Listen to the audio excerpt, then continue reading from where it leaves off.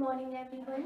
So today we will start the unit 1 of class 11, that is some basic concept of chemistry. ठीक है, तो जो बच्चे अभी भी 10th से प्रमोट हुए हैं +1 में, उनके लिए बहुत ईजी हो जाएगा क्योंकि मैं आज से ही स्टार्ट कर रही हूँ ये syllabus.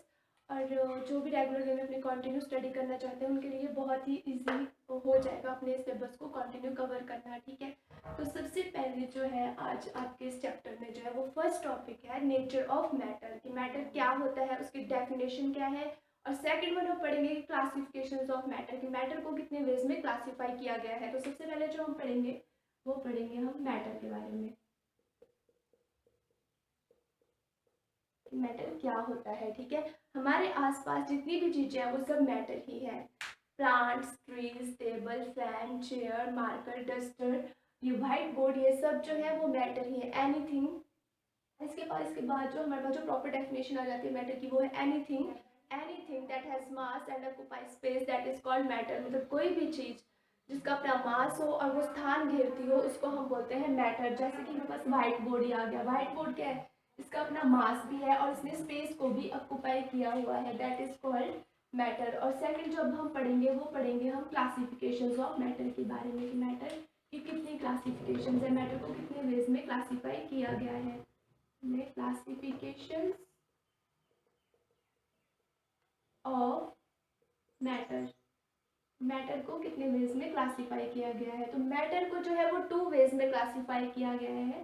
Matter, classification of matter, the matter is classified into 2 ways.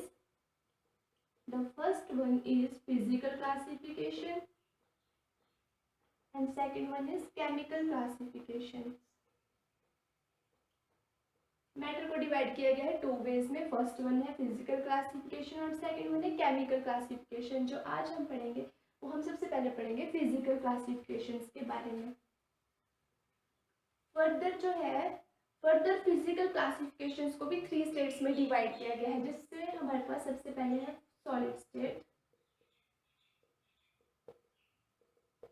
Solid state means कठोर अवस्था, मतलब कठोर अवस्था। सॉलिड स्टेट मतलब जैसे ये हमारे पास डस्ट है, ये भी एक सॉलिड स्टेट है। इसको सॉलिड, इसको हम तोड़ नहीं सकते, इसको बेंड नहीं कर सकते। ठीक है, इसकी जो डेफिनेशन हमारे पास प्रॉपर आ जाती है, the state which do not have which having a definite shape and having a definite volume, that is called solid state. मतलब ऐसी अवस्था जिसका अपना निश्चित आकार होगा और जिस निश्चित आयतन होगा उसको हम बोलेंगे सॉलिड स्टेट। निश्चित आकार मतलब देखो इसकी शेप जो है वो डेफिनेट शेप है, इसको आप बेंड नहीं कर सकते, इसको तोड़ मरोड़ के इसकी शेप को आप चेंज नहीं कर सकते। इसकी जो शेप है वो डेफिनेट ही रहेगी और इसका जो वॉल्यूम है वो भी उतना ही रहेगा। ठीक है, तो इसको हम बोलेंगे सॉलिड स्टेट।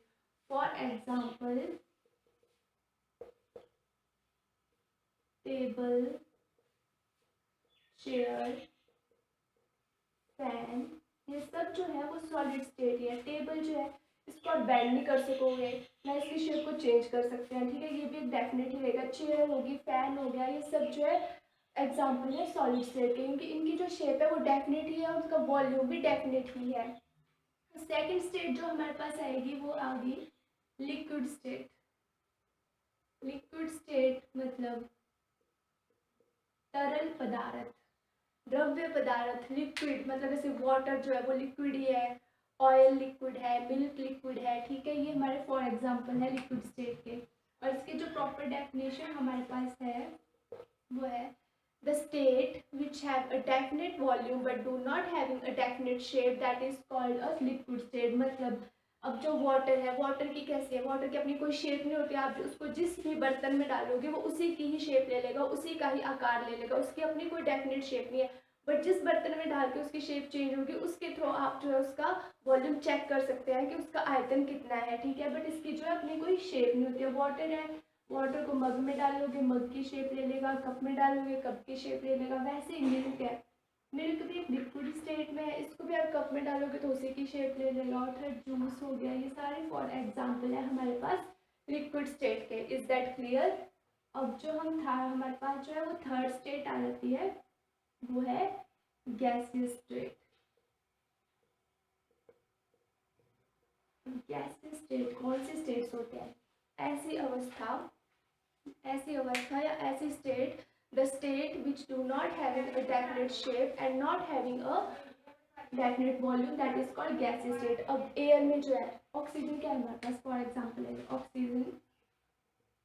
ऑक्सीजन क्या है, ऑक्सीजन जो है वो गैस है, वो एयर में है, लेकिन हमें थोड़ा ना दिख रही है उसकी शेप कैसी है, उसका साइज कितना है, उसका आकार कैसा है। नहीं हम उसको किसी बर्तन में डाल के रख सकते हो कि उसका वॉल्यूम चेक कर लोगे उसमें डाल के, ठीक है। तो ना ही इसका कोई आकार है और ना इसकी कोई शेप है, ना इसका कोई वॉल्यूम है। तो ऐसी अवस्थाओं को हम क्या बोलते हैं, गैसियस स्टेट। ऐसी स्टेट्स को हम बोलते हैं gaseous state. For example oxygen, oxygen को तो हम एयर में ढूंढ नहीं सकते कहाँ पे ऑक्सीजन है, कितनी उसकी शेप है, कैसा उसका वॉल्यूम है ना। और वैसे हमारे पास कार्बन डाइऑक्साइड होगी, ना ही हम, ये भी एयर में है लेकिन हमें नहीं पता इसका साइज, कलर या वॉल्यूम कितने हैं। वैसे नाइट्रोजन हो गया, ठीक है। तो ये हमारे पास आ गई गैसियस स्टेट। आज जो हमने पढ़ा वो हमने पढ़ा मैटर के बारे में कि मैटर क्या होता है, उसकी डेफिनेशन क्या है। उसके बाद हमने पढ़ा क्लासिफिकेशंस ऑफ मैटर के बारे में कि मैटर को कितने वेज में क्लासीफाई किया गया है। आज हमने जो पढ़ा वो फिजिकल क्लासिफिकेशंस के बारे में पढ़ा, जिसकी 3 स्टेट्स थी, solid state, liquid state and gas state. और जो कल हम पढ़ेंगे वो हम पढ़ेंगे केमिकल क्लासिफिकेशंस के बारे में कि केमिकल क्लासिफिकेशंस क्या होते हैं। तो